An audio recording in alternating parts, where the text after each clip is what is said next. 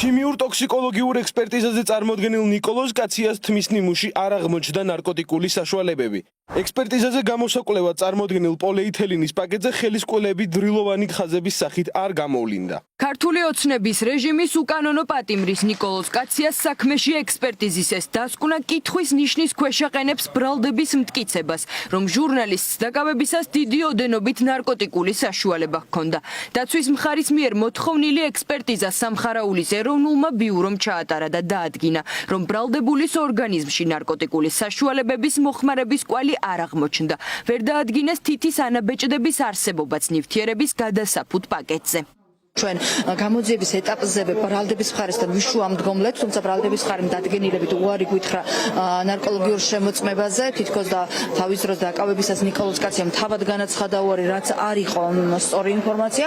ამის სანაცვლოდ ჩვენ თავად მივმართეთ ლევან სამხარაულის სახელობის სასამართლო ეროვნულ ბიუროს, საექსპერტო ბიუროს, სადაც დადგინდა ექსპერტიზის დასკვნით, რომ ნიკოლოზ კაციას არ მოუხმარია ნარკოტიკული საშუალებები. ასევე დანიშნული ჰქონდა დაქტილოსკოპიური ექსპერტიზა, რაც გულისხმობს თითის წყლის აღმოჩენას იმ გადასაფუთ პაკეტზე, რომელიც თითქოს ნიკოლოზ კაციას ჯიბეში ედო, თუმცა აღნიშნულ პაკეტზე თითის კვალი არ ამოსულა. სასამართლოს ხდომაზე მტკიცებულებების წარდგენის შემდგომ პროკურატურამ ხდომის გადადება მოითხოვა. მიზეზად კი ახალი მტკიცებულებების შესწავლა დაასახელა. 7 მარტს გადადებულ პროცესზე მოსამართლე თამარ მჭედლიშვილმა უნდა იმსჯელოს, ცნობს თუ არა დასაშვებად ექსპერტიზის იმ დასკვნებს, რომელიც ბრალდების მტკიცებას ეჭქვეშ აყენებს და ამყარებს ნიკა კაციას პოზიციას, რომელიც დაკავების პირველივე დღიდან ამტკიცებდა, რომ ნარკოტიკული საშუალება მას პოლიციელებმა ჩაუდეს. ეს გარემოება ერთობლიობაში ცხადყოფს იმას, რასაც ნიკოლოზ კაცია დაკავების მომენტიდანვე ამბობდა და ინფორმაციას გვაწვდიდა, თანხმედრაში მოდის ნიკოლოზ კაცის მიერ მოწოდებულ ინფორმაციასთან, რომ ნარკოტიკული საშუალება მას ჩაუდეს. რეჟიმის პატიმარმა ნიკა კაციამ დღეს სასამართლოს სიტყვით მიმართა. მოყვა, რომ ღირსების შემლახველ გარემოში უწევს ყოფნა. საბადრაგო სამსახურის თანამშრომლები ყოველი შემოწმებისას არასათანადოდ ეპყრობიან. ეს არ არის პირველი შემთხვევა, როცა კაციას უფლებები ირღვევა. თუმცა არც ერთ შესაბამის უწყებას ადვოკატის მიმართვის მიუხედავად ამ დრომდე გამოძიება არ დაუწყია.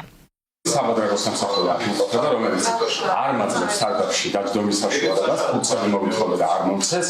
გარდა ამისა, დღესაც მაკეთებინეს ბუქნები, ეს ყველა შემთხვევაში უნდა ვთქვა და რატომღაც ძალიან უცნაურად ემთხვევა, რომ სასამართლოზე წამოსვლის წინ არ მეძლევა საშუალება წამოვიდეს არც სარიელი ქუჩელი და მათ შორის არც სარიელი კავკავანი. როცა შევიდით პაიმაზე მისანახავად, მაშინ გვითხრა, რომ მსგავსი შემთხვევები არის, ოღონდ არის კონკრეტული საბადრაგო სამსახური, რომელიც რაღაცა მსგავს პირობებს უქმნის, რომ ახვედრებს მაგალითად ისეთ ადამიანებთან, ვინც ამ აქციაზე მყოფი ადამიანების მიმართ აგრესიულად არიან განწყობილები.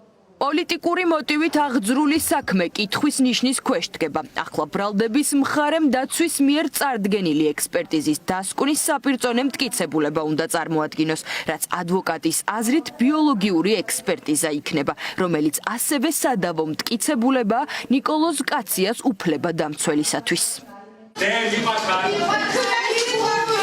თბილისის საქალაქო სასამართლოში დღეს ადმინისტრაციულ სამართალდარღვევათა პროცესებიც გაიმართა.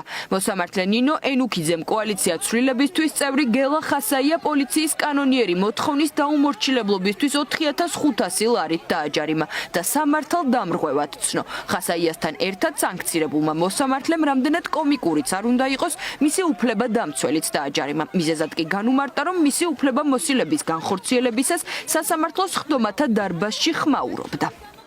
როგორც შინაგან საქმეთა სამინისტროს წარმომადგენელი, ასევე მოსამართლე პოლიციელებთან ჩემს მიერ დასმულ შეკითხვებს ხსნიდა. სჭირდება შინაგან საქმეთა სამინისტროს მხოლოდ იმ შემთხვევაში, როდესაც მოწმე პოლიციელი ცრუა, რეალურად მან არ იცის რა მოხდა. ამას მოყვა უკვე ჩემი პროტესტი და შემდგომ დაჯარიმება ჩემი და ეს უბრალოდ არის სასამართლოს მხრიდან იმის ჩვენება, რომ რეალურად ადვოკატების მცდელობას რომ გამოვკითხოთ სათანადოდ პოლიციელები ის ყოველ ჯერზე მსგავსი ჯარიმებით და ჩვენი გაჩვენებით უპასუხებს. სასამართლომ იმსჯელა ნადიმ ხმალაძის საქმეზეც. მას შინაგან საქმეთა სამინისტრო გზის ხელოვნურად გადაკეტვას ედავებოდა. ხმალაძის წინააღმდეგ წარმოებული 3 ადმინისტრაციული საქმე მოსამართლე ლელა ცაგარეიშვილმა ერთიანად განიხილა და მტკიცებულებების არარსებობის მიუხედავად ის 5000 ლარით დააჯარიმა. პოზიტივი თუ რამე ამ საქმეში ისაა, რომ 15000 ლარის ნაცვლად ნადიმ ხვალაძე დღეს დაჯარიმდა 5000 ლარით. ალბათ ბავშვობაში ყველას უთამაშია სახლობანა, აქ თამაშობენ სასამართლობანას.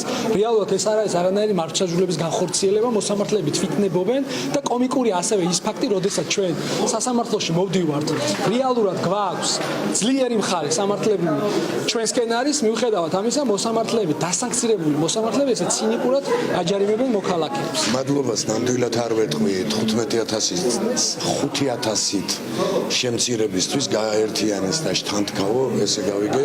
ასე თუ გაგრძელდა ჩვენ ქვეყანაში ძალიან ცუდ ადგილას მიიყვანს ერთი კაცი ამ ქვეყანას. მოსამართლეს ალბათ არ შეეძლო სხვა გადაწყვეტილება მიეღო. მტკიცებულებები იყო აბსოლუტურად აბსურდული. უწყვეტი პროტესტის ფონზე შინაგან საქმეთა სამინისტრო სისტემატურად აჯარიმებს აქციის მონაწილეებს. აქტივისტთა უმეტესობა უკანონოდ გამოწერილი ჯარიმების გადახდას არ აპირებს, რადგან მიიჩნევენ, რომ ფინანსური ტერორი რეჟიმის მხრიდან შიშის დამყარების მცდელობაა.